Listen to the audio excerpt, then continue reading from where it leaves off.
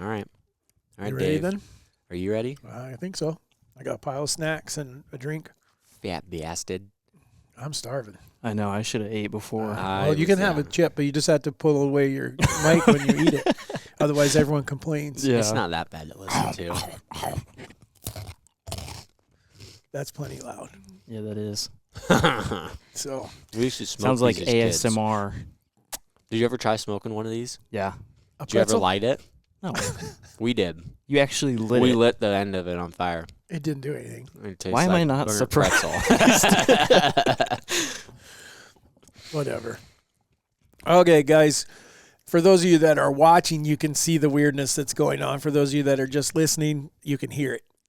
My son is trying to smoke a pretzel, which I don't know how that comes about. But anyhow, welcome back to the Raised Hunting Podcast. I'm David Holder. I am one of your hosts, I guess. We're kind You're of in the wrong seat. Yeah, I know. We're like all jacked up today. Well, we fired Nick. So if any of you guys are out in the street and you see Nick, don't say anything because he doesn't know he's fired yet. He thinks he's on Christmas break. But we'll let him know when he gets back that there's no need, we brought Eli in because Eli can do twice as much as Nick does. So he's not only running the cameras, he's in front of the camera today and part of the podcast. So Nick's job security is going down pretty quick. But we are short one of our hosts. Easton is here, but Warren is not. And so anyhow, we just said, hey, we're going to go ahead and send it. And we were having a very cool discussion earlier, which is what we decided that this would just stop having this discussion and let's bring that to a podcast. And so we've invited Eli over. So for those of you that don't know Eli is one of our cameramen and video editors. And Eli we were counting up the years here the other day, and it's been like 5 now, It wasn't right? the other day. It was literally earlier. Well, Same discussion that we're about to have again. Okay. Yeah. But we're going to try to make sure that we cover everything and then some, because I yeah. stopped us in the middle kind of deal. All right. So if you guys are ever wondering where our podcast topics come from, sometimes we're just talking, and then Dad says, shut up, everybody be quiet, and go to the podcast booth. And then we get her going. Yeah, I bet those are some of the best ones, though. they are because they're natural. Yeah, and Yeah. all of a sudden you recognize that what you're talking about is what I would like someone to talk about. And so what you're going to hear today a little bit is we're going to air out our own laundry, so to speak. We're going to talk about some misses and some mistakes and things that we learned from those. And I honestly believe that all of us as hunters, we learn way more from personal mistakes than we ever will from anywhere else. I would agree. So if we can take our personal mistakes, though, air them out there, get them, show you what's going on, maybe you don't make that mistake. Maybe you have a different one, but not the same one. So That's what we're hoping for today. So little housekeeping, I'll go over my part.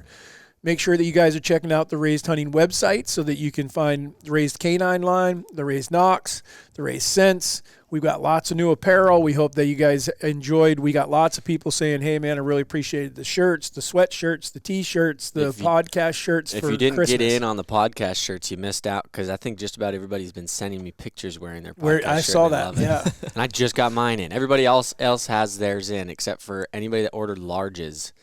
There's like 4 guys that are still waiting on theirs while everybody else is rubbing it in our face. That's weird that they couldn't get a large size. They jacked them up. Oh. Those ones. She asked if I wanted a refund. I said, these are already accounted for, so you better figure your crap out, because otherwise I'm going to have some angry podcasters. Tough guy. Yeah. So anyway, yeah. so. I swelled up and everything. Okay, my turn? Your turn. All right. Today's story is from our main squeeze, Hudson McNeil. I've done pretty good. I don't think I send you guys these anymore, so now you are surprised. Right. As long as you're not reading one we've already heard you read. Correct. I've only done that once. Okay. Hello, Easton, Warren, and David. My name is Hudson McNeil, and I have a YouTube channel called Hudson McNeil. That's convenient. If you guys are looking for outdoor content, Hudson McNeil. Shout out. There you go. And I have been posting for a few years now and have recently been getting more views on my videos. Every year my family has a deer camp for opening weekend of rifle season. I always film it. This year was no different. Went up and hunted opening morning and evening, then Sunday morning, then headed home. No one got a deer Saturday, but Sunday morning my uncle shot a buck and wounded it. I couldn't get a shot on it to finish it off. It bedded, and later my uncle went and finished it off. But after my uncle shot the first time, I waited by my stand for another hour and a half. At about 9:30, a buck came in behind me at 20 yards. I grabbed my .44 mag and tried to shoot it. It went behind some thick stuff and then came around to my right. I got my cameras on it and shot. I busted its front shoulder, then it stumbled about 15 yards, and I was able to shoot it when it was straight on, and it was dead in 10 seconds after that, which means I got my third buck ever, and it was all on camera. The video will be up here soon. Here's a picture and a video to be featured on the wall for the podcast. Been watching the videos and listening to the podcast at work. Keep up the good work. I've learned so much from you guys, and you all make me laugh so much. Nice, Hudson. We appreciate it. And that is, it's kind of cool. I'm assuming it's, well, I guess, he said .44 mag. That could be a rifle. For some reason, I'm envisioning a pistol. Yeah, me too. I don't know why. You'll have to clarify that, because if it's like a big .44 mag revolver, then we'll just call you John Wayne. No, Dirty Harry. Dirty Harry is who carried the .44 mag. If it was a rifle, then we'll just call you a baby, because it'd be cooler with a pistol. No, I'm kidding. That's a fun gun to shoot something with, I suppose. Good job, though. Congrats, dude, on your what do you say, second or third deer? Third deer. Third deer. Nice work, my man. Very cool. And for anybody that wants to see the video, I have not seen it, but I'm sure it is probably up now. He submitted that on November 27th. He said it was going to be up soon, so go look up Hudson McNeil on YouTube, and you might find yourself a .44 mag shot. All right. Well, moving along, we're going to get into, we had someone else submit a question here. So, Eli, just to bring you up to speed, Easton reads those stories, and sometimes that leads into some topic discussion. We get a lot of people sending in. I think you guys read them too, but we'll get these. But this guy, Cale Warren, sent in a whole discussion, and so we thought this would be, it's not going to be the entire topic, but it's enough that I feel like we should address it and see what we think. Don't mind the dog. Our dog is throwing a fit over here because the bed is not exactly how he likes it. Good God, man. I thought I knocked something over. Yeah, it's just him. All right, so let me read this. This shouldn't take very long. I'm going to try to do it at a distance so I don't have to put my glasses on. So Cale Warren wrote to us and said, "Hey, guys, hope all is going well. I had a question for you guys to settle a little debate between the family. We do our part every year in passing young bucks in hopes that they reach that 5.5 and 160 to 180 inches. But it can be tough in our area with not having all the neighbors on board. Us hunters know how important it is to keep the pressure as minimal as possible. With that being said, would you say it's a little contradicting to have that high of a standard for those caliber of deer, but then wanting to hunt all species year-round, such as turkey, squirrels, rabbits, goose, coyotes, shed hunting, and, of course, our deer seasons? That, to me, sounds like wanting to have your cake and eat it, too. I would say that wanting to hunt those species year-round would result in a lot of pressure and possibly needing to lower the standards or the caliber of bucks you want to harvest. What's y'all's opinion?" Well, to start with, this is the second time you've read it, obviously. The first time not on the podcast, but listening to it the second time, he starts with it opens up as a debate between the family. You did not present that unbiasedly. Yeah. I am just saying. No. You know which side he's on. Yes, no kidding. But this, I've never heard this ever in my life. This is an interesting question because it made me think. And just before I go into it, I will say generally, I think it would affect it. But I'll elaborate in a minute. So you guys do your... I'm going to pick it a little more apart than that. Well, I'm going to too, but I was going to go around and see what everybody thinks about it. So first of all, I agree with Easton that Cale Warren definitely stands on the side that we should not be hunting here like this if we want to kill big deer. You know, someone in the family is saying, "Hey, I want to kill a goose for Thanksgiving," or something like that. I guess I'll say personal experience, because we own ground that we hunt on. And we don't go in there to hunt squirrels and things like that at certain times of the year, because we do think it's going to have a detrimental effect on what we're trying to do whitetail wise. But typically that's in or around deer season. That's what I was going. I mean, now those same properties we hunt turkeys on. We shed hunt on those properties. So when we feel like we're not doing something detrimental, because we do a lot of work on our properties and things like that where we're out there on them as well, utilizing the property not just for hunting. Karen has a horse. I mean, I got a feeling he's going to be walking the property here pretty quick. He's coming home tomorrow. Yeah. But even without the horse, we've also done a lot of mowing, clearing up CRP, cutting trees, putting in ponds, or not big ponds, we use it to like camp. Yeah, we have. I mean, so shooting and stuff. So there would be a prime example. Easton had a trail camera set up basically in where we hold camp, and you were getting pictures of some of the same bucks that were off of that area that we think are target deer. We're going through there now that camp was 6 months removed, or 4 months removed. Camp is in June, and we don't start hunting until October. So I think that to be honestly, I think, Cale, you can, done correctly, you can have your cake and eat it too. Mm-hmm. But now if someone said, hey, I want to go squirrel hunting today, and then my brother or uncle or whoever is going to climb in a stand tomorrow in the same area, you're not going to see much, So I think you have to have a lot more information and a lot more understanding. And I'm going to throw myself under the bus. I have had to steer your mother clear from walking the dogs down into the middle of the property during deer season. Yeah. With the truck, Mom. One was because your dog will go find us if she takes him for a walk and you're off sitting in a stand. And the other one is, I don't enjoy a cat showing up at my blind and wanting in. I mean, I do. It's a little fur ball to hang out with. Yeah, but it doesn't. Have you ever killed a deer when he showed up at the blind? No. He's only done it once or twice for me. He did it a couple times to me, and so I finally learned that we lock him in the house before you leave so he doesn't follow you into the woods. Our other cat was way worse about it. Yeah, well, he was more. He would come to the base of the tree and just meow. Yeah, like, for I want 15 minutes, yeah. That would drive me crazy. So, what is your opinion, Eli? I think it depends how much pressure you're talking. Now, I think if you're going in there all the time, obviously it's going to make a big difference. And I think some of those deer are they're used to farmers being out there and stuff. So it also depends on what you're doing. I don't know if it affects too much. I mean, I don't really know the answer to that. I think it could go both ways. I think there's places that it wouldn't affect, and there's places that it definitely would if they're not used to it. I would agree. For anybody that is wondering about Eli's credentials, now if Nick was on here, we probably wouldn't listen to what he has to say. We would listen. Poor Nick. He would Nick. talk, but Nick is our newbie of a hunter. Eli is our experienced seasoned hunter hunter that is with us, and he has done just about as much hunting as we have. So, and he has actually killed bigger deer than some of us have. So, he's got some credentials behind him. But my opinion is, here's the deal: is he talking about their land, like their family land? I think so. He doesn't clarify that exactly. Okay. Yes and no, because if it is your land, okay, we're just going to assume this is private land. Like you own it, your family owns it, whatever else. Okay, ask yourself the question of why did you buy the land?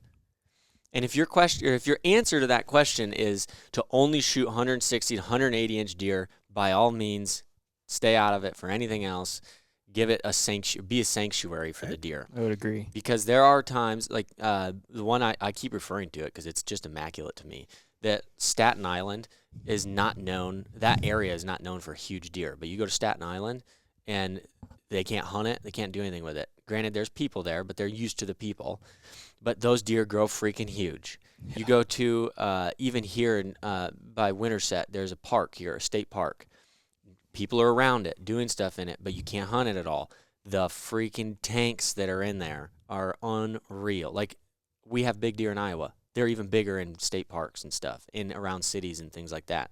So my point is that, like what Eli said, some places are going to depend on the land, but I do think that if you were to stay out of it completely, you would probably have, number one, some better hunting, because I think that they would be much more relaxed. They feel safe.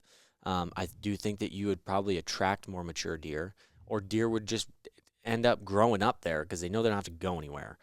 And they've got all their does, they've got food, they've got water. If they have it all, I think that logically speaking, you would benefit yourself tremendously by not touching that place unless you were hunting it the one day here, the one day there.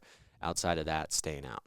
And there's a lot of guys I know that they don't do anything with their land, and that's the case. They kill big deer. And I always am like, well, we freaking put in a food plot here or a food plot there. Yeah, sometimes I think that could hurt you. Now, on the other side, I think you're nuts, because if you're buying land, if I'm buying land, at least personally, which I'm not that rich, but for instance, Dad is a huge hunter. Dad's whole life goal was to have his own piece of land. Okay, when you bought your piece of land, did you have the intent of only killing big deer on it? No. Okay, land is one of the best things, in my opinion, whether you're a hunter or not. Obviously for financial reasons, but also for the sake of you can do anything on it. You can go fishing. Camping, you can go fishing, you can go shoot a coyote, you can deer hunt, you can turkey hunt, you can just spend time in the wilderness, you can go shoot 3D targets, like all kinds of things on your land. If you're not utilizing it, why have it? So there's my take is your family, I would be on the side of your family, because use the freaking land. Now, I will say we do get kind of stingy on what we're doing the time of year. Like right now, I am itching to go coyote hunting, even though I suck. I really want to try to coyote hunt right now. I got a new thermal ready to go and everything, but the only place I've gone is like one spot that is totally not going to affect anything at night, and it's whatever. But we won't hunt until after deer season because of that. We want to stay out of it. And same thing goes for like shotgun season. When it's shotgun season, we aren't hunting, but that doesn't mean we are like, oh, hey, we're going to go do whatever, go hang out or do something on the land, go check cameras. No, we stay out of it so that we can let the deer chill. So I think it can be gone both ways. I don't think, in my opinion, though, I mean, you can look at us. Wherever he's at, evidently he has big deer. If they're letting him get to 160, 180. I would say, though, that everybody knows what we do. We're always hunting, doing something, and whether that's deer or not, and that's on the land that we have. And not that we kill tons and tons and tons of big deer, but we've killed quite a few big deer on those places that we also turkey hunt, that we also coyote hunt, that we will dove hunt, that all kinds of things. So I think that it's just a matter of your area, the pressure in which your area gets. I mean, our deer don't really give a crap typically until it gets to like September. It's like they know when, well, it's not like they do. I think they just know when deer season's rolling around. And when deer season's rolling around and there's people around, you're probably being hunted. Well, like you brought up, though, camp. The camp is 50 kids and 25 adults, and so we got 75 people there for 4 days in June. It is obnoxious. Yeah, and they're making lots of noise. They're spending the night in tents and everything, and yet here 3 months later, in September, October, we got bucks walking through where camp was held at. Same, like where one of our stations is, one of the funniest things, in my opinion, is one of our stations is how to shoot out of a tree stand in like your different angles and how to set a tree stand up. And where we put the target for the kids to shoot out of is where Dad's deer that he shot this year was hammering a scrape and everything. He didn't shoot it right there, but that's a big deer. Yeah. That right there is where the core of camp, where there's all kinds of people around. So, however, now you take the same piece of ground, and what comes to mind, because they mentioned goose in there, and I'm thinking, if you got a cornfield that your deer are coming to in the wintertime, and they're relying on that, and there's 50 of them showing up in that field or whatever, and all of a sudden you throw out 300 goose decoys and you start blasting them and they don't have a place to come feed there, you're probably having a very detrimental effect on your deer pot. You're going to move your deer, but will that translate all the way to the next season? I don't know. The other one that is, for anybody that does it as well, for us, we've had to pay attention to, is doves. Mm-hmm. I mean, we absolutely love our dove season, but at the same time, you got to be careful. Like, I'm glad my sunflowers didn't come up this year properly, because in all reality, I probably shouldn't be sitting over there where that sunflower field is at, where the number one deer that I'm trying to hunt is, the month before freaking deer season, blasting doves. So that probably wouldn't have been the most intelligent thing for me to do. Probably not. But, I mean, outside of that, coyotes, I think it just also depends on the time of year. Like how much time you got until it's deer season. I hear you. So Something to anyhow, think hopefully, about. I don't know if we really answered your question or we just Oh, I think we did. jumbled I think it up. that he's not going to like our answer. No. And I get it too, because I'm kind of the same way. I have brothers that just shoot whatever makes them happy. You know, they don't want to pass deer necessarily, and I kind of do, and it doesn't always work, but it hasn't hurt a lot. Right. You know what I mean? We still have big deer, so I don't think it's hurting too much. Yeah. To just let them do their thing. Yep. You do yours, you'll be blessed. Yep. There you Yep. go. For sure. Just Especially in places like he did bring up a good point. A lot of the places you have right now, or I'm just assuming that wherever he is at, because he didn't say his state, is big deer, obviously. And if it's big deer, it's probably somewhere Midwest, which is also farming country. So, I mean, unless they just don't have anybody farming their land, they've got farmers in there all the freaking time, too. Yeah. Oh, yeah. So it's not like they just don't see people or have anything there. Well, the whole thing is I've said it for a long time. I think the biggest place that I watched it happen was in Montana when we were turkey hunting there. Is what you're doing in the woods is more important than how much you're doing it. And what I mean by that is you can be there every day and those deer will stay right there. If you are in a pink polo shirt, walking over, washing your truck, driving through, moving logs, a farmer's out there sawing down this tree, throwing in there, and he's not looking around, he is not a predator at all. Those deer they're like, wait a minute, he's not paying any attention at all. I'm totally chill with him doing it. They get to know his truck, they know his tractor, doesn't bother them. They don't even lift their head when he drives by. However, all of a sudden you put on camouflage. And you aren't making much noise, but they see you or they hear you and you're creeping along, you're a problem now. Now I got to worry about you because I don't know what you're up to. Yep. And so it completely changes. And we saw that in Montana. We actually had a place to hunt one time. Warren was still young. I don't even think you were capable of hunting at that time. And the guy was like, why are you guys doing all that? He gave us permission. It was like 15 acres, right, to hunt turkeys. And we had a blind set up out in this little field away from him. And we get there and the turkeys are strutting in his driveway and he's washing his car and they're just standing there. And I'm like, well, we don't want to hunt these. Yeah, but when we got out of the truck and walk over, they took off. He's like, yep, they know what you guys are up to. They figured it out. Yeah, they knew what totally different demeanor, you know. Yeah. And I was like, yeah, well, I guess if we put on our church clothes and came here, we probably would have shot one trying to get to the blind. They would have followed us. Yeah. So, all right, well, should we get to our topic today? All right, let's get back into this conversation because I'm not sure where we started or who started it. I think I brought it up. And you were talking about how many misses you've had. Yeah, I was kind of got a whole catalog. And it's like, oh, 3. Like, three in recent years. Yeah, in 3. Recent well, years. yeah. That goes back to like, what did we figure out, like 2015 or something like that? That's pretty good, though. Yeah. Yeah, missed Turkeys don't count, though. Turkeys? You haven't really had any issues with those two, though. No, You've not had one or much. two is all. Yeah, until this I think past year. Bushy beard in this one last year. No, there was one other one. Well, no, I found him, but the one I shot in the head, and he freaking flipped over and did all that and ran down like 300 yards away, and I didn't find him until that night. You were self-filming, weren't you, no, that morning? Warren was filming. I went back by myself to look for him. I just thought maybe I'll go back. Did you kill him? I found him. The buzzards had eaten him. Oh. He was literally 10 feet from where I stopped. And I didn't know that. He was just in the creek, and I had no clue. And I turned around, went back, and then I said, I'm going to go back this evening and look one more time, and top the hill, and there he was. But this isn't about turkeys. This is about deer. Yeah. So what we were talking about was the deer we killed. So we're putting, just so you guys know, we're putting together some new episodes that are going to come out on YouTube. Eli's working on them right now. Where we're going back with some of the deer that we've killed. If you guys are familiar with raised hunting, you know the shows that we've produced. However, not all of the shows portray what went into killing that deer, meaning how did we do it? Why were we doing it? What are some things that all of us could learn from it? How did it take place over the course of multiple years, if it did take multiple years to find that deer?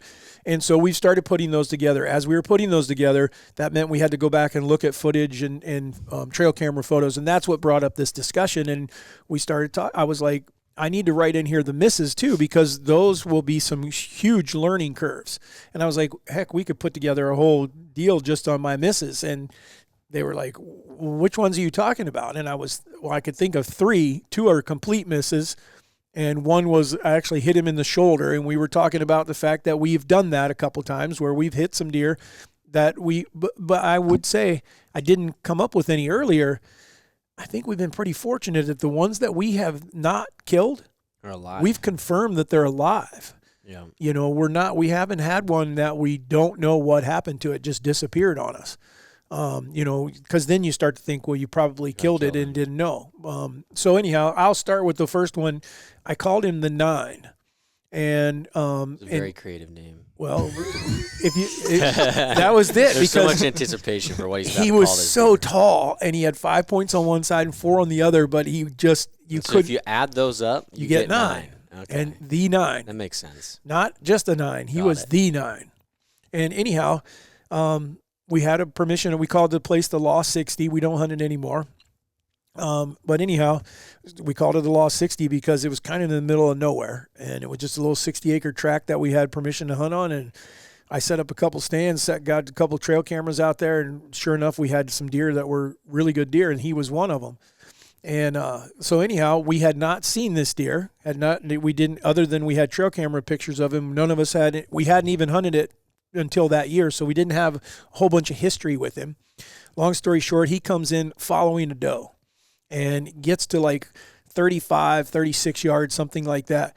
But this doe is throwing a fit. And at first, the cameraman at the time was Kyle, and Kyle was going, are they winding us? And the wind is directly in our face, like hard. And we're in a tree stand. We're not in a blind or anything, so you can feel the wind. And I'm like, she is doing everything she can to get him to leave her alone. I mean, he is right on her tail. This is not like thinking about it. He is trying to figure out how to get up on the back of this doe. And so she's stomping her feet and carrying on. So it's making for a whole lot of chaos. We got a shooter buck right here trying to get a shot. She's stomping and going crazy, and he's trying to figure out. So he's on the other side of her. He's on this side of her. He won't stand still. I'm not making any excuses. I finally decide, okay, I'm going to shoot him he's like 38, which 40 yards is my max. I won't shoot whitetails any farther. That's just where I go.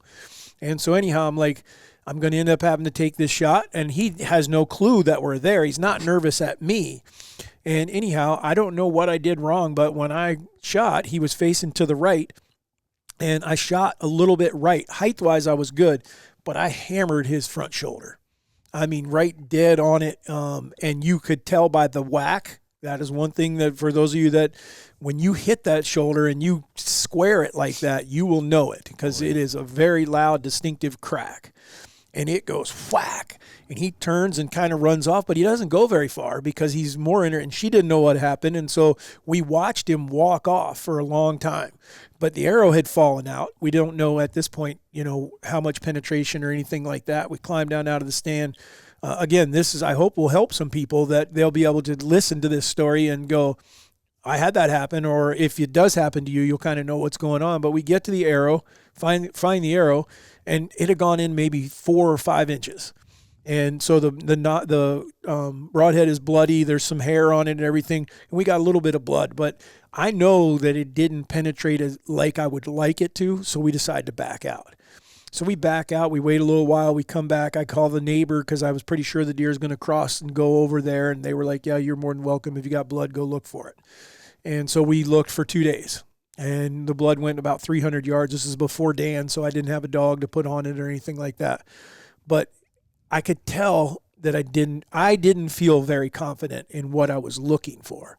And so after 2 days, we finally said, we're not going to find this deer. And sure enough, a week later, I get a trail camera picture of the deer in the same area, which told me that he was alive. So that was not miss number 1, that was wound 1. And then the next 2 were both complete misses. And as much as I would like to say that one of them was a complete miss and it was an equipment failure, but it still is my fault. And that is, I did not draw my bow in the tree, or maybe I would have recognized that my rest was not coming all the way up. Came up about 3/4 of the way. And I get 2 tags in Iowa because I get a landowner tag and then I get a statewide tag. You get 3 tags. Well, 3 total, but 2 for archery, the early archery season. Yeah. And I had killed a buck at the house, so I had my statewide tag. And I'm looking for a deer. But now typically what happens on that second tag, I don't try to kill two big deer. I'm trying to kill two mature deer. And a lot of times I'll be the guy that will take out that buck that we want to get rid of. And Slugger was a deer we wanted to get rid of. I mean, he was reminds me of Liss. Just really, really heavy, but he's probably would have scored 135, 140 maybe if he was lucky.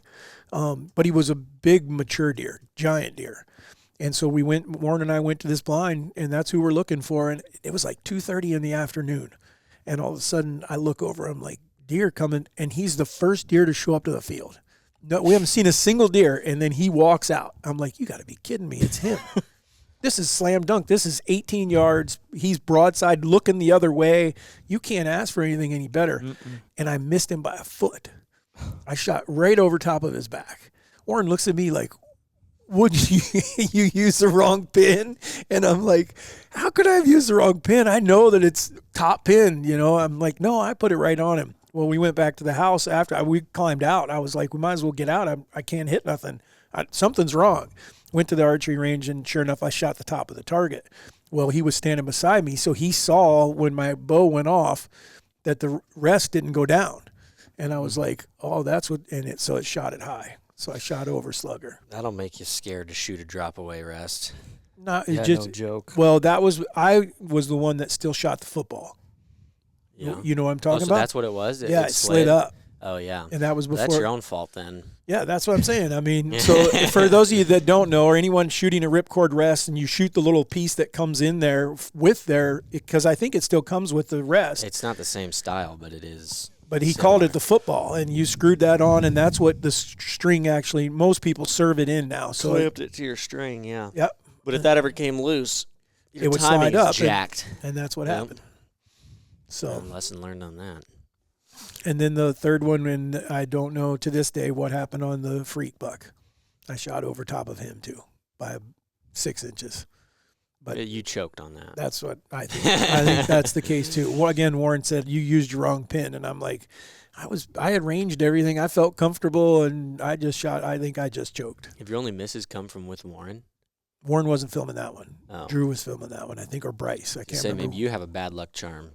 No, I do. I know I have 2 of them that hang around. The one's right here. Nothing like the side when eye, you and can't. I knew I was one of them. When you can't kill a deer, just blame it on your camera guy. I've been doing it for years. You know how convenient it is that I hunt my whole season with them, and then you show up and I shoot a deer? I can't. But I'm just that way. Okay. They're not bad luck. I'm just good luck. That could be it. Me and Eli have had our best sits together. Faux show. You've had some days that maybe you didn't kill, but you've had some good hunts. Yeah, we had 2 or 3 days there where it was good. I've had a crap load. I could not tell you how many I've actually had. Me too. I was kind of embarrassed after he just did all his. Well, mine, like, the first, I don't know, 6 years, it wasn't until I turned, I was 18. So the first 6 years of hunting was, it was a question whether or not I was going to smoke it or not. Actually, I would say first 5 years, because 2017 I was smoking deer. In 2016 I even did smoked both of them. But the ones before that I have nothing to blame besides not being able to control my emotions. And as a dad, I would have to agree, because on a range, you had no issues. Yeah. Warren, your Easton was shooting. Now, granted, Warren is the best shot in the family. I mean, yeah, I have no far. problem with saying that. Warren can outshoot all of us with a bow and arrow but he also puts the time in, or he used to put the time in. He lived with his bow, and you never shot that well, but you were still shooting probably better than me. You were shooting enough that you were shooting very, very well, and you kept your distances close. It wasn't but I didn't take any questionable shots. That's what I'm saying. It was just that you just seemed to kind of lose. Oh yeah, lose your shit a little bit. All of it. Yeah, I know that the lack of control of my emotions was a huge part. And the other thing though was pounding it in my head to aim low, which is correct, 100% correct. But I couldn't get it through my head to slow down enough to think about it when the animal was low, there. but to strategically aim low. And so then I would always hit them low. I don't know if there's hardly any that I hit There was one that I hit high with you that we rattled in and then came back like an hour later and he was bedded down with a doe. That was just a salt on the wound. Well, kind of a good thing, though. We didn't have to wait to see if he was going to be okay. He was just fine. True.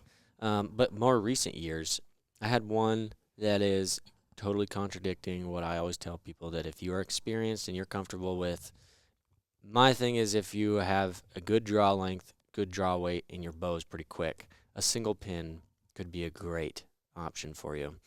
And I also think it could be a terrible thing for some people, but for me, I had shot one for like 5 years until I finally jacked it up and shot right below a deer that I forgot to move the pin. So that one was understandable. But I don't know how I did that, because I used to always get into a stand and then do like an average of what was around. So I knew that I didn't have to move my pin at all if I didn't want to, unless I had the time to like dial it perfectly.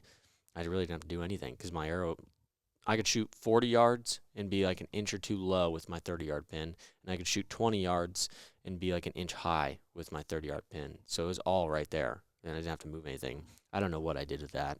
I think I left it at like 20 yards or something, which I never do. And then the last two that I've had, one was not a deer, it was that antelope. And that one really pissed me off, because that was the biggest antelope. We've talked about it on here. I don't know. I couldn't tell you what I did on that. Besides, I have no idea. I mean, everything was perfect, and I thought everything was perfect, and I hit him in the freaking shoulder. But I also feel as though we may have a breakthrough with that one, hopefully, because Dad did. Warren's been harping on me to shoot different broadheads, because I normally shoot 3 blades, mechanicals, and then this year I was shooting 2-blade, NAP 2 blades, and well, on your deer, it I really failed. think it flat out failed. I mean, yeah. You will not hear us. You will not hear me tell people that a deer got away because of a broadhead failure. Mm-hmm. I just don't believe that. I'm not saying it never happens, but if you're commonly making the excuse, I didn't kill that deer because this blade wasn't sharp enough, or it didn't do this or do that, more than likely you didn't hit them where you were supposed to. Yeah. But when you do hit that front shoulder, and it's going to happen if you're hunting big game animals, or you're going to center a rib, you know, I mean, and not that you shouldn't be able to bust through one rib, but busting through a rib on both sides of a big whitetail deer, if you center that rib, good luck. Yeah. I mean, it's a lot of work for that broadhead to get through there. But in this particular case, the one that you're talking about, the broadhead failed, meaning the ferrule on the broadhead was bent. I've never seen that. Right. I don't think I've seen it, but I've never been personally. I've seen it at a taxidermy shop. He had a bucket full of all these things that they pulled out of animals that had been wounded or killed, and then they found a broadhead in it or a bullet in it. And he had some in there that were all busted, blades missing and everything. And in your case, the ferrule was bent and one blade was gone. If for anybody that is wondering if ferrule is your for well, I guess it's on both technically, but like for a mechanical, that's what your blades are sliding in and out of. This is the main part of where everything's connected to, is the ferrule. That one, I don't know. Did we even talk about that on the podcast? Have we? I don't know. For some reason, I don't think we have. So, like, what, end of November? 25th, 26th, something like that. One of the days we had to get out of here, actually. Me and Dad were going to set a blind up day of, and for one specific deer that had been showing up down there. And he freaking showed up at like 4:30, like an hour after we had finally gotten. We were late. Yeah, we were late. By the time we got the blind all brushed in and everything. Yeah. But he came out. We had 6 deer come by at less than 30 yards. None of them cared. And we had just set the blind, that like within an hour. And so that was kind of cool. But then the one buck comes out, and oh boy. I mean, to be honest, though, he totally taunted me the whole time, standing at the fence and everything before he jumped. And I'm like, holy crap, you guys said it was a big deer, but ooh, it's a really big deer. And I was totally chiller than a cucumber, and freaking stopped him at like 28. And I thought I just pile drove him. Like, it felt perfect. Arrow went exactly where I wanted it to. And he runs off, arrow falls out within like 10 yards. And when we walk up to it, there's only think there was, 6.5 inches? About 6.5 inches of blood onto the arrow. On the arrow, and I was like, okay, not a big deal. It's definitely a single lung, but I said right away, I was like, I heard that sucker. I think I hit his shoulder, and definitely a single lung hit. So we need to get the truck out of here and wait, and because I'm not gonna let myself go look. We need to back out. And we went back the next morning. We found exactly what I thought I was gonna find. Very good colored blood, significant amount of blood for about 50 yards, 75 yards, if that. And after that, it was like one drop, maybe another drop here and there, and that's when we got to looking at the arrow, and the whole ferrule had bent. It was jacked up. We were looking at the video. I looked at it, I don't know how many times the night before, and I definitely hit the front of his shoulder, and I think I hit the ridge in which is on the shoulder blade. But that broadhead bent so hard, I don't know how it could have gotten anywhere. Well, we backed out of that after that tracking, and we were quite certain the deer was going to be alive. Well, he did show up alive. He's fine. But that one was tough. I would say that one is the hardest one, in my opinion. I would almost rather screw it up myself. Miss him. Yes. I mean, even if I were to wound him, it sucks. But at least I can allocate it to something that I did something that I can do better at. Or I can go practice more. Or I can keep my crap together. Yeah, I can. Yeah. I need to work on this, work on that. In that situation, I did not know how to handle it. I was very irritated and I'm not very good at just admitting something. Normally it's the other way around. Like, people don't want to admit if they did something wrong. It didn't feel right for me to be sitting here saying that the only reason I didn't kill that deer is because of a broadhead. And I still don't feel great about saying that. But I do think that was 90% of it. If I had a broadhead that would have at least punched through the shoulder properly instead of bending, then I would have probably had a single lung or something else that would have been vital versus it glancing off of it and not getting anything. That is my whole thing, that in this particular case, I'm not positive. I don't know if another broadhead would have kept going straight because you're packing a pile of energy, because you're shooting 75 pounds, 74 75 pounds and a 29.5-inch draw length with 470 grain arrows. You got to be shooting like 80 or 90 pounds of kinetic energy. I don't know. It's got to be way up lot. there. I mean, and so my question You is, sure that's accurate? I feel like it'd be more than that. no, on a scale of 0 to 100, I mean, I would think that you're way up there. Definitely on the higher end. Yeah. Because you got the long draw and pounds. Yeah. But when you think of it, when you see the video and you watch it, because it's clear that the arrow turns to the left. The deer was coming from right to left. And so you shot him on his left side, and the arrow hits, and you can see that we couldn't tell for sure, but it looks like in the video that it kicks. The ass end of the arrow goes to the right. So I think that's what your 6.5 inches of penetration. You got a new broadhead now that you're shooting, and I don't mind if you don't care about telling people what it is. I'm not promoting it right now. I'm just saying that that's the broadhead that Warren shot his deer with. I've shot a couple deer with him now, and we're wondering if this one would have held up, because I think the ferrule is stronger, and I also think the way it's designed that you would have kept going straight. I don't think it would have angled, and even if it did bounce off the shoulder like that and glance, you would have had two blades, I believe, still going through there. And if it doesn't bend, if you don't lose the energy that it took for that ferrule to bend, you would have gone in more than 6.5 inches. At least gone in straight. Absolutely. Versus to the side. Yeah, Yep. I mean, 6 inches is enough. So Easton is now shooting the Beast broadhead. Graciously gifted for Christmas. Again, not rich. So we're going to see. He has to shoot one to see, but the deer that we have shot with it, number one, it flies like a dart. I can tell you that. And we've had no kicking, no anything, and blood trails have been super. But I've shot other broadheads that have done that. So I'm not, but this one just seems to, the concept behind it where the blades not twist, I'm saying that wrong. The blades, they spring loaded, they back out just like a slip cam broadhead. However, if it impacts something that's solid, that one will bend back in, and the other one will stay the way and keep going. They work unilaterally, meaning they work one. They don't. Yep. If one moves, the other one doesn't go out. It doesn't swing like that, not like a pendulum. Yeah. And so, in this particular case, I think it would have made that it could have made a big, because as far as like what Easton's saying in this particular shot, anyone who saw it, that you went dead deer. The moment you saw where he impacted the deer is exactly where you would want to shoot them. However, I do agree with you. I don't think you just caught the shoulder. I think you caught the ridge on the shoulder. Yeah. And I've had that happen on an elk. I mean, I've had that, but I ended up finding that elk. But if I hadn't found him, I wouldn't have known what I know. And that was that when it does glance like that, if you catch the edge of something. Now, this particular broadhead wasn't on the market at the time when I had that happen. I don't know of another broadhead that if you catch the edge of something, it's still gonna. They all stay out. It's gonna glance off. That's the point of them, is that they're stout. Yeah. Yeah, I mean, like the tip didn't hit, just the blade hits. Well, it's gonna kick it that way, and that's what happened to mine. It ended up in the rear end of the elk. It went in at its heart, but it ended up all the way back at its hind quarter. If you're curious, I mean, the reason they do all the expandables where they can't move once they slide back is so that it doesn't stay collapsed.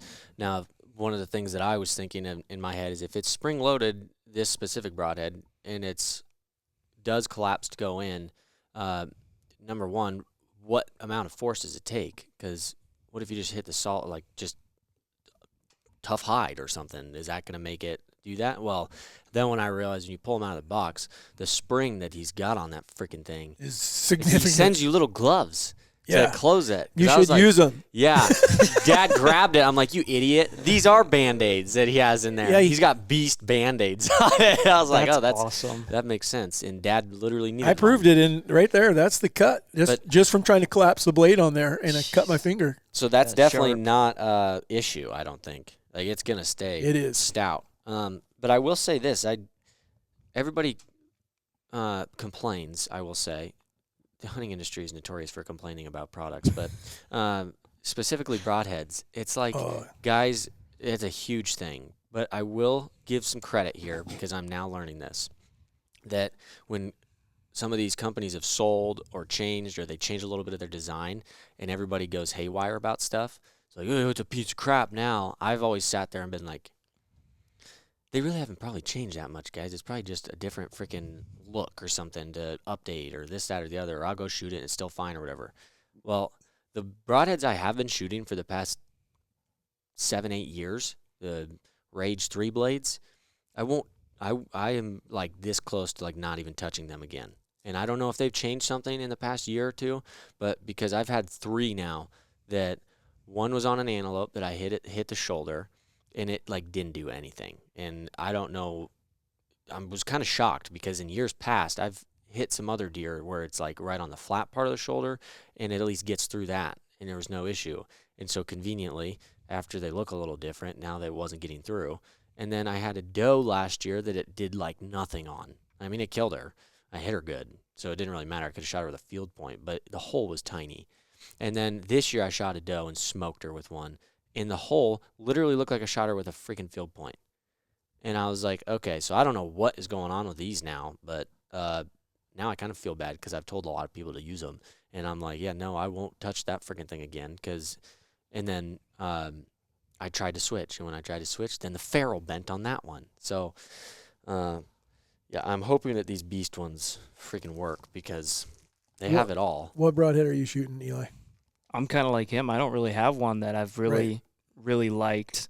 I'm definitely going to try the Beast. After seeing what Warren did to BG, oh boy, I was holy crud. That thing was like dumping blood. Like, it wasn't just like a little bit. It was like somebody was behind him with a bucket. Oh, it's the video's graphic. Oh my gosh. That was the other thing that Warren would argue me on my 3 blades. I was like, I don't have an issue with blood trails. Well, then now in the past 2 years, my blood is like non-existent. I smoked a doe this year. The one I was talking about that I smoked, it was a field point hole basically. Could not have hit her any better. It was a gorgeous shot. And she even took a little longer to die. And the trail to get up to her is like 0 blood. And she only went 50 yards. Well, if we're going to be fair here, I got to say something about my sick broadhead. Yeah, you do. Because I shot 6 does with the same broadhead. Oh, that's that broadhead? Yeah. Just cleaned it off, collapsed it, made sure that the blades. Now, if they had a chip in them at all, I won't shoot them. Meaning, if it looks like it hit something, and I don't know if I was fortunate enough that I was slipping right through without hitting a rib, without hitting anything. and I just kept pile driving these deer.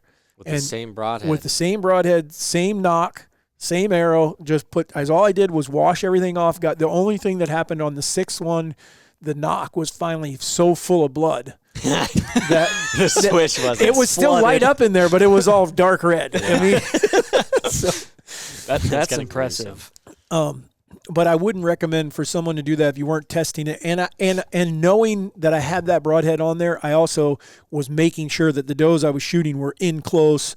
I don't want to take a marginal shot where I'm thinking that, man, I'm going to need a broadhead to help me out here. I'm not doing that. I want to continue to, 15 yards, 10 yards, that kind of thing. The only reason that I had a seventh one, though, is because I shot 2 at one time, and so I had to shoot a different arrow. But other than that, the same broadhead is the one that I used on all of them. Heck yeah. It's nuts. That's pretty rare. It is very, very extremely rare, in my opinion. So, but I think this whole thing started about misses and wounds and stuff like that. And it got more like Eli started, I'm gonna air you out, because he had a rough day.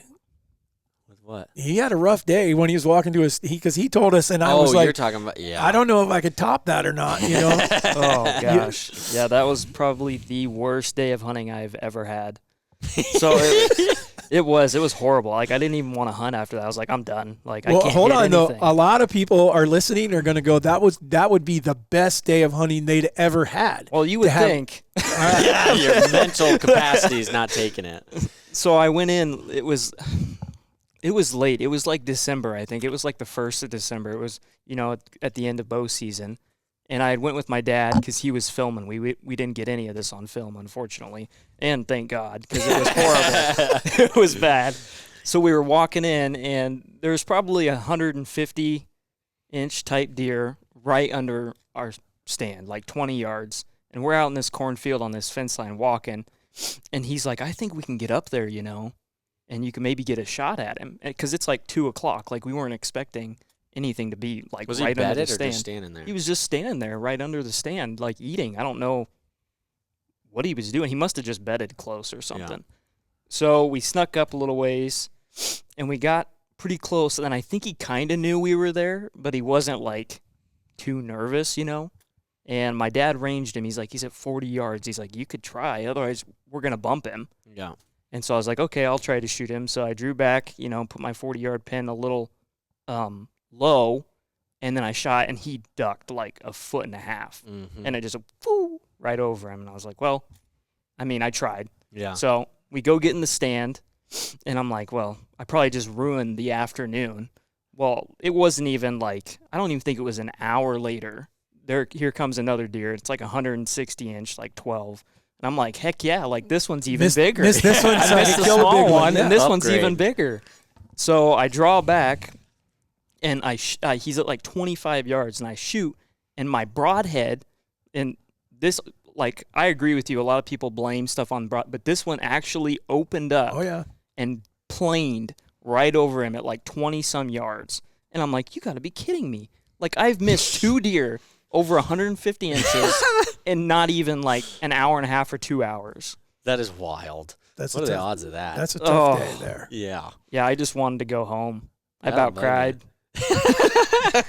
It was horrible. That has got to show. Nobody will. They still won't change their mind. But 40 yards, that is a shot. Distance-wise. Oh, that's long. And guys will say, oh, I shoot further than that and all this. And I'm sitting here thinking, just on a deer at 40 yards, we're aiming at like the bottom of their heart, like very low, because they have that much time to duck. Absolutely. And even when you do aim, I've got video of one that I literally put the 40-yard pin, and if you watch it without him moving, is in the barely going to hit the bottom of his heart. That's how low I was aiming, and he still ducked enough to where I didn't touch him. And so it's just wild to me, the amount of guys that are just willing to shoot further. Even 40, I don't like. I really don't like it. And there's some guys shooting I shot this deer at 80 yards. I'm like, how? Like, right. If it hears the arrow even coming, it has time to duck and you just completely miss. A lot of them will argue that they don't because it's far enough away that the arrow gets there before they ever hear the sound of the bow or anything. And I don't agree. Logically, that is correct. Well, Well, But there's a podcast out there now that there's 2 doctors, and we're going to save that for a whole, because I feel like we could get into it big time. But because I thought we have a lot of people, because we sell a lighted knock, we have a lot of people that have told us they don't like lighted knocks. They think the deer can see it coming. And I was like, there's no freaking way. By the time but now at 20 yards, probably not, they don't have enough room to respond. But you get further than that, and this guy, these 2, and I believe these guys, I mean, they're biologists, they're studying these deer. They did a study on them specifically to see how they see and what they see. And the way that he describes that a deer sees is on a plane, like on a band. And so that's how they're able to run through the trees at night, is because it's like everything's moving in slow motion for them. So they can run through there and they can see everything. They can see limbs. I mean, you think about it. You jump a deer on the road, going down the road in your truck, and they book off into the woods. We don't find deer laying there that it crushed a tree, or we don't see them with their eyes poked out and a stick sticking out of them. They're able to run through those trees at Mach speed. And elk is even more incredible when you take a 3-foot rack and then they go flying through. But anyhow, when he describes the way they see, I think there might be something to these deer seeing something coming that they don't recognize, because the whole thing that they're keying on, and we've all seen it, as long as you don't move, they don't pick up on much. But you move your hand.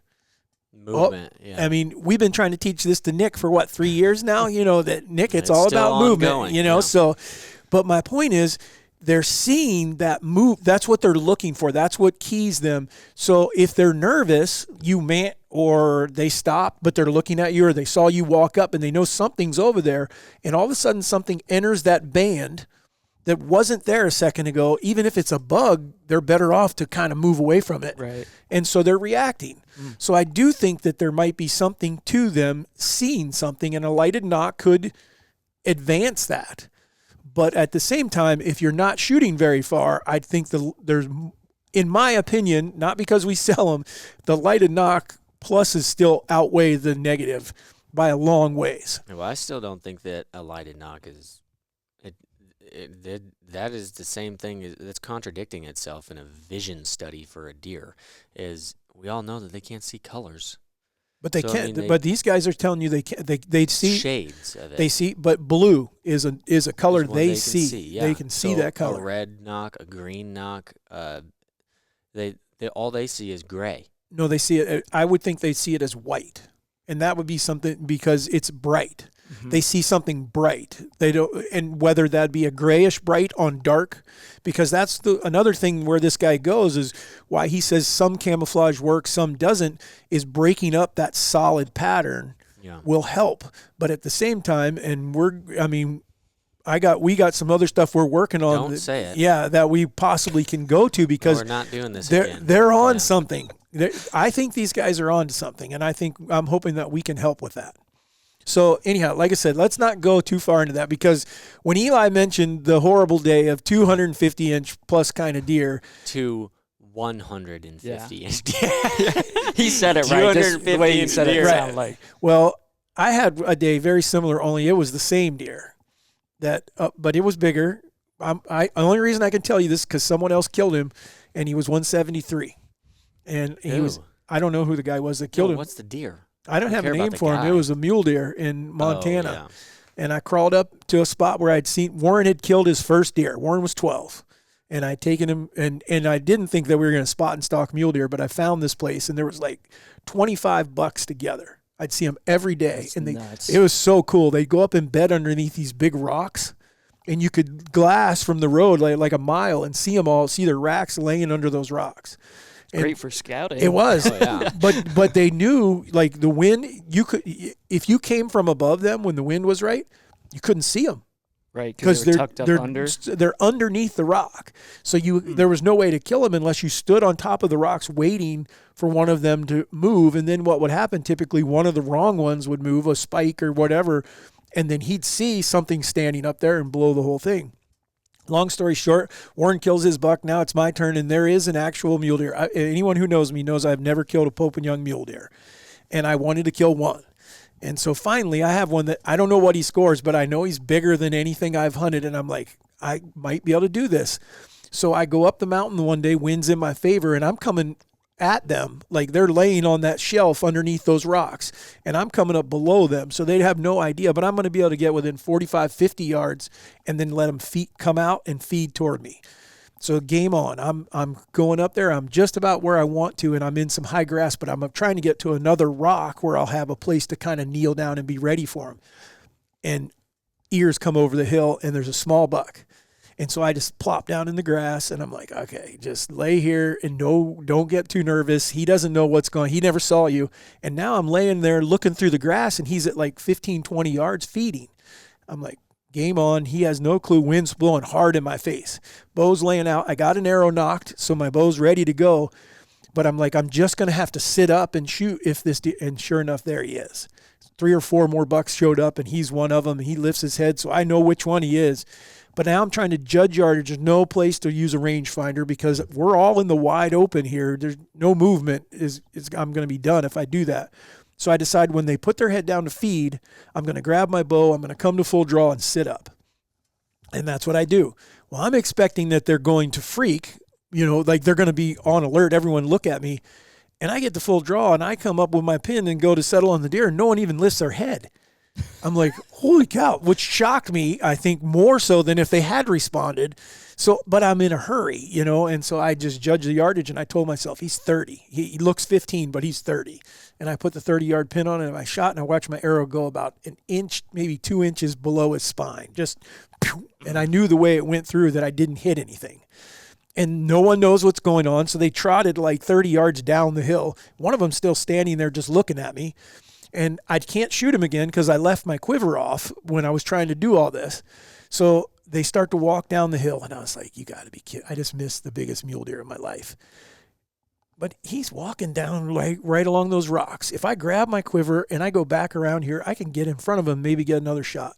Sure enough, I book back around, go run around, get down about 100 yards away, pop up in the rocks. Here they come. Single file, all of them walking. He's like the fourth one. I range this time. I know that he's going to be right at 40. And again, that's my distance. But I also know that it's straight downhill. So I take my 40-yard pin and I put it on below his heart, like right at the belly hair. I'm like, okay, keep it low. And if he walks that trail, it was like 38 or 39. I was like, this is game over. And I got time I'm taking my time. He's coming. And I'm at full draw, and he walks in there, and I let go, and that arrow flies right over top of his back. Never touched him. And I'm like, you got to be kidding me. And so I just missed the 170. I don't know. I just know he's big. It's not until he was on the cover of the Great Falls Outdoor section that I realized that what he scored. But the same buck twice in 30 minutes. So that was a tough day. I had one that was like that with a turkey. Do you remember with my recurve? You had so many misses with your recurve. No, I didn't. I only got one shot. Oh, was that right by the house that day? Yeah. Yeah, when you took off I tried to reap a turkey with my recurve. I was doing good with my recurve. I was like, I'm going to try this sucker. No idea why I tried with the turkey first. That was really stupid. But the first, 5 toms come running up over the hill, and they come into 30. And I'm like, I can't shoot 30 with my recurve. I'm waiting for that. I'm like, why are you guys not coming in further like they normally would? Mm-hmm. And they wheeled to get out of there.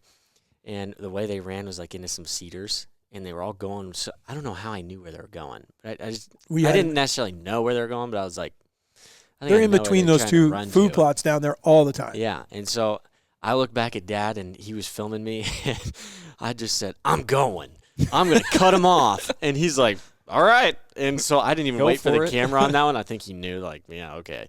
Well, I go sprinting. And so I got to be within 60 yards of these suckers, but they don't know because they can't see out there. Mm-hmm. So I'm sprinting to catch up to where I think that they're going to pop out. And when I get there, they had already gotten by. And so they were a little bit further than me. Well, I popped the decoy up and then just yelped at them a couple times to get their attention. And they're like, what the heck? This freaking Tom is back. So they come walking back to me.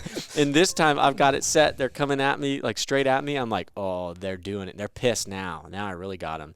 And it was the worst miss of my entire life because I said, oh, this one's going to walk right next to the decoy. I'm not even going to have to freaking peek around or anything. So I'm watching him and I'm turned. And right when he starts to go, I get to full draw with my recurve. And oh, boy. I never found that arrow because the moment his head popped up in my just vision, I got to full draw and thunk. I didn't even aim. I didn't even look at anything. All I saw was turkey shot. And like I was probably 7 feet off. Nowhere even freaking close because it rattled me that hard. I was just like, yeah, boom. Oh, well, I probably should have aimed a little bit. You're like, I'm trusting my instincts on this one. Instincts freaking failed me on that crap. We have a buddy that did that, and I won't use his name. I don't think he listens to the podcast. He's an older gentleman, but he when he tells you the story, he will tell you. Guess what I was looking at? Antlers. He shot ended up being a 406 or 408, 400 and some inch bull, and he shot him right square and embedded his broadhead in and so the 400-inch bull with an arrow stuck in it, and he's like, "What do you think I was looking at?" He said it was just so big I couldn't believe it, and he stuck that arrow in there. Well, evidently I could understand that with what I did with that turkey. Can you imagine? After I shot that, I couldn't figure out what I did. No, Can you imagine be hunting and you just see this elk coming with an arrow stuck in his rack? That's not the only guy I've heard. I've heard about a lot of rifle guys that have done it. Well, yeah, I Shot could his believe Shot that. their antler, yeah. But that would just be funny. You're just like, oh, here's a big bull. Wait, he's got an freaking Arrow arrow in in his antlers. Well, You know he's big then. I know Warren's not here, but we have to include him because maybe the greatest miss of all time, at least that I've been a part of, was his on his turkey in Sydney, in Sydney, Montana. Yeah, one of his first ones. Well, it might have been the first. I'm trying to remember if he had killed. I know he had killed one with a shotgun, but I don't know that he had killed one with a bow. And I had harped on him about the shiny spot. This is where we're shooting him. And this bird comes in, and back then I used a B-Mobile decoy, and I put the real tail feathers on it. But anyhow, anyone who knows the B-Mobile, it's got a shelf on it where there's like where the body comes up like this, and then there's a distinct shelf, and then the tail goes on there. This turkey came in, and Warren shot at him first as he was squared up to it, and the whole thing is I know we still have the video, but I don't know if the quality of everything, I don't know if we had wireless mics back then. I can't remember if you can hear Warren, because Warren is out loud saying this. Shiny spot, shiny spot, shiny spot. And Poor kid. And the bird comes in, and he's perfectly broadside when Warren draws, but he turns. And so Warren doesn't adjust for where the shiny spot went to, and so he slings it right down his wing and just takes feathers, and the arrow sticks in the ground. So I'm like, you got to shoot him again, because the bird doesn't even, now the bird goes around and climbs up on that shelf. And he's standing on the shelf of this turkey, and he's standing on the decoy's facing us, and the turkey's facing us with his head stuck through the tail. And and Warren's going, shiny spot. And he's like, I can't see his shiny spot because it's behind the tail. Yeah. So finally it spins, and the bird is to the side, and again, he doesn't let him get broadside, down the other side, another arrow. So then the bird gets off, and he comes around. He's going to square up with it. Now Warren's like on fire. He's down to it. He's going to shoot his third arrow. Same thing. Bird doesn't get there. Warren goes down the other side. So now I'm looking out there, and there's arrows. And this bird finally runs off. And Warren's looking at me, like, Dad, did I kill him? And I'm like, absolutely not. I don't think so. I'm pretty sure you just took feathers off of him. But of course, you want your kid to succeed. So I hit a call real quick, and I'm like, you got to be kidding me. To this day, I don't think it was the same Tom. I think it was a different Tom. Comes in, and here it comes over, and I look over, and Warren doesn't have any more arrows left. Oh. He's used them all, and he's like, what do I do? And the bird now just comes right in. Now this one comes in and does everything he's supposed to. He's facing this way, that way, and Warren's sitting there with his bow with no arrows. And it was he's like, can I go get my arrows? I'm like, there's no way you go get your arrows, So it's okay. Warren's always been the one to learn a little slower in the family. Yeah, but it was so much fun. Just at the same time that it was heartbreaking, I do think that's one of the things that hooked Warren, because. And I'll use, like, the other day, I was so glad when we took Easton's girlfriend deer hunting for the first time the other day. But my point with Warren that day is he was so, like, hearing him saying this out loud, you could tell the intensity and where he was. Well, the other day, Hannah turns and looks at Easton and I, because she almost killed her first deer. We were really, really close. And she says, my heart was racing. I think she said, could you hear it? I was like, No, to be honest, you look cool over there. You didn't. Right. She did not show it at all. She's like, "Oh my gosh." So I wonder if people who get close but don't actually succeed the first time, I wonder if they get a little deeper a hook. challenge. Yeah, than the one that goes out the first time and shoots something and they're like, wow, that was awesome. We think we hooked them then. But the one who gets close but doesn't get the full deal, I'm not so sure that they aren't getting a better deal in the long run. Well, I feel like there's two types of people, and usually it's that way. Either that or they're like, I don't like this. This is too hard. Like, I'm done. You know what I mean? Right. Like, they just give up. Either they're like, I have to, like, go again, or they're just like, I'm done. I think you have to. They gotta have an experience. Yeah. If they go and they like don't even get close or don't see much, then I think it's pretty easy for them to be, because then you don't know what the good is. Yeah. So you just think that that's kind of what it is. And I mean, there's been quite a few hunts, me and you, this year, that if somebody was new hunting with us, they would have been like, "You hunt? Like, why? This is What are we doing out here? You just literally sit in a tree and talk to each other. Looking you at could do that landscape? in the house, right? Yeah. Like, what the heck? But that, I think, is a good lesson for those people out there introducing a new hunter, whether it's a kid, whether it's a wife, a girlfriend, whether it's a friend, whether it doesn't matter, boy or girl. Give them an experience. And that's where, like, I go back to where we are so fortunate in Montana. I didn't start you guys hunting. I started you guys driving up dirt roads, and we're seeing animals, and you're able to put glasses on them. And I would go places where we'd see lots of game, and it was fun, and we go get a cookie and we go get a drink. And then, okay, well, next time we come, we can actually sit out here. And now you've already got that anticipation built. Well, we know they're here because we saw them with you, Dad, so then that's there. And then you had things like rattlesnakes and rabbits and gophers and badgers, and you just let them experience everything, and then next thing you know, you got a hunting partner, that is like no other. Be careful what you wish for, because Christmas will cost you a fortune when you... Oh, yeah. That's not a cheap hobby. No. Not even a little bit. Nothing about it. You know what we forgot here? What? I don't know. Are we done here? Do we talk about all the misses that we cared to air? Because I've got a tag in my pocket still. I know, but the only other one that I would talk about, and it would give you some hope. I know how you feel with that heavy deer, because that's exactly what happened with my 8.